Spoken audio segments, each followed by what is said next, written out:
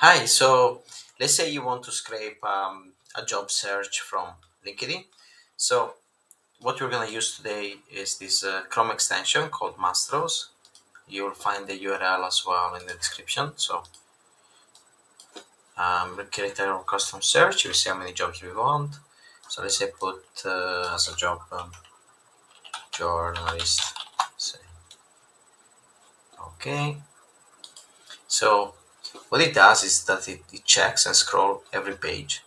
And if a result has already been taken by you in another search, you will just skip them or restart from the page where you have left off. So LinkedIn has a 2,500 records limit a day. This extension counts it for you as well to be safe. You have enough free records to test it out and see if you like it. So when this will complete, I will show you what type of export we get. Okay, so we can go preview export here, and you will see that we have from the search URL, the job URL. So this one can be used easily with AI to make your analysis. For example, let's say you want to batch refine your CV for each one of these companies posted, the location and such. So all the available data here on the rows.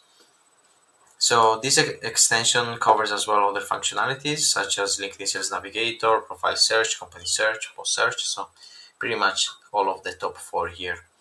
So if you have any questions, let me know. Cheers.